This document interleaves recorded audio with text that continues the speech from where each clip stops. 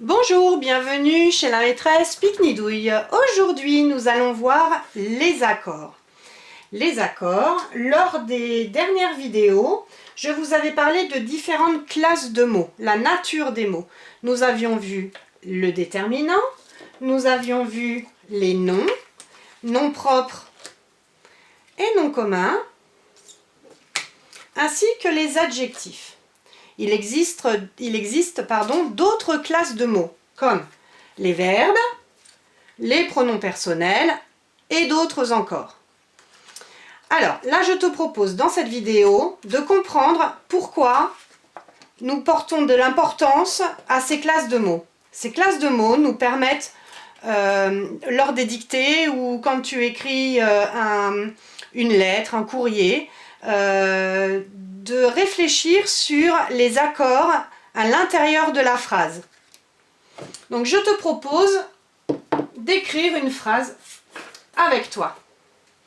J'ai déjà commencé à l'écrire et on va réfléchir si tout est bien orthographié en se posant quelques questions. La phrase c'est « Les enfants mangent des crêpes sucrées ». Il s'agit bien d'une phrase, elle commence par une majuscule, elle se termine par un point et elle a du sens. Donc c'est une phrase.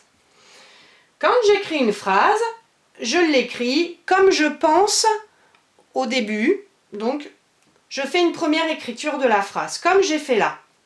Et ensuite, lors de ma relecture, j'essaye de voir si je n'ai pas fait de faute d'orthographe à l'intérieur de cette phrase. Et c'est là que je me pose un certain nombre de questions.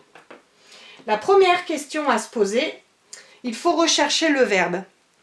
Il faut savoir qui fait l'action, enfin où est l'action. Le verbe donc, c'est celui qui fait l'action. C'est l'action de la phrase. Le verbe ici, c'est mange. L'action, c'est bien le fait de manger. Donc mange, c'est mon verbe. Je l'entoure, je l'encadre, tu fais comme tu veux.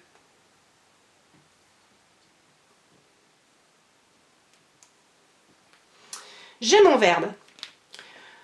Si tu n'arrives pas à retrouver ton verbe, parce que c'est compliqué, tu peux passer la phrase à la forme négative. Et entre le ne et le pas, il va y avoir le verbe. Par exemple, les enfants ne mangent pas des crêpes sucrées. Entre le ne et le pas, j'ai l'action. C'est le verbe mange. Les enfants ne mangent pas des crêpes sucrées. Le verbe, pour savoir si je l'ai correctement orthographié, si j'ai fait les accords qu'il fallait, je vais chercher le sujet, car le verbe s'accorde avec le sujet. Comment je fais pour trouver le sujet de la phrase? Le sujet de la phrase, c'est celui qui fait l'action. Je peux poser une question. Qui mange des crêpes sucrées? Ce sont les enfants qui mangent des crêpes sucrées. Entre le ce et le qui, tu as le sujet du verbe. Je répète. Qui mange des crêpes sucrées? Ce sont les enfants qui mangent des crêpes sucrées. Les enfants, c'est le sujet du verbe mange. Ce sont eux, ce sont les enfants qui font l'action de manger. Mange, pour pouvoir l'accorder, il faut que je sache à quel groupe il appartient. Mange, ça appartient au premier groupe, c'est le verbe manger. Si tu n'arrives pas à retrouver le groupe d'un verbe, il faut le passer à l'infinitif. Pour passer un verbe à l'infinitif, tu mets il faut devant. Il faut manger. C'est bien un verbe du premier groupe qui se termine en ER. Les verbes du premier groupe qui se terminent en ER ont une conjugaison bien particulière que tu as dû apprendre à l'école. Donc les enfants s'accordent avec mange. Le pluriel des verbes, ce n'est pas de mettre un S. Fais bien attention. S n'est pas une marque du pluriel pour les verbes. Donc si je reprends ma conjugaison, tu l'as appris avec des petits pronoms personnels. Les petits pronoms personnels. Et tu as appris je mange, tu manges, il, elle, on mange, nous mangeons, vous mangez, il, elle au pluriel, mange. Je vais transformer les enfants en un petit pronom personnel. C'est ce qu'il y a de plus simple. Les enfants, je peux le remplacer par le pronom personnel il avec un S. Et dans ta conjugaison du verbe manger, le verbe s'accorde avec le pronom personnel il avec un S et la marque du pluriel des verbes qui se terminent en ER, c'est ENT. Donc là déjà j'ai corrigé une première erreur. J'ai mis le verbe au pluriel puisque le sujet est au pluriel. On peut remplacer les enfants par le petit pronom personnel il au pluriel. J'espère que tu me suis. J'ai accordé mon verbe. Maintenant, je vais passer au reste de la phrase. Je vais regarder le groupe de mots les enfants. Alors, enfant, c'est un mot qui désigne une personne. On avait vu, les mots qui désignent des personnes sont des noms. Enfant est un nom commun. Les, maintenant. Les, c'est le petit mot placé devant le nom qui détermine le nom. Ce mot est un déterminant. Il détermine le nom et il nous renseigne sur le genre et le nombre du nom commun. Les enfants, c'est de genre masculin et de nombre pluriel. Le pluriel des noms. Il faut que j'accorde le nom avec mon déterminant. Tu es d'accord? Donc j'accorde et le pluriel des noms, il suffit de rajouter un S à la fin des noms pour avoir le pluriel. Je viens de corriger une autre erreur que j'avais faite. Les enfants, le groupe nominal, hein, souviens-toi, déterminant plus nom, c'est un groupe nominal. On doit faire les accords à l'intérieur de ce groupe. Le déterminant détermine le nom et il nous renseigne sur le genre et le nombre. Le nombre étant pluriel, je rajoute un S, la marque du pluriel, au nom enfant. Ça y est, j'ai réussi à corriger mes fautes dans le groupe nominal les enfants.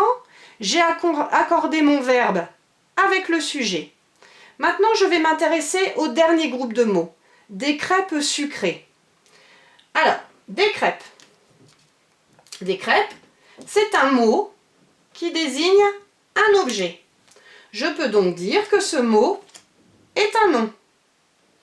Devant ce mot, j'ai un petit mot qui détermine le nom. Il s'agit donc d'un déterminant. Le déterminant détermine le nom. Et il nous renseigne sur le genre et le nombre du nom. Ici, des crêpes, c'est de genre féminin et de nombre pluriel. J'en ai plusieurs des crêpes. Je dois donc accorder le nom commun avec le déterminant. Et comme nous l'avons vu précédemment, le pluriel des noms, c'est S. S est la marque du pluriel. Je viens d'accorder et de corriger une autre erreur à crêpes. J'ai rajouté un S. Sucré, on va s'intéresser à ce mot-là. Sucré, qu'est-ce qui est sucré? Ce sont les crêpes qui sont sucrées. Sucré nous renseigne sur la manière dont sont les crêpes. Si ça nous donne un renseignement sur le nom, je peux alors donc dire que ce petit mot est un adjectif qualificatif même.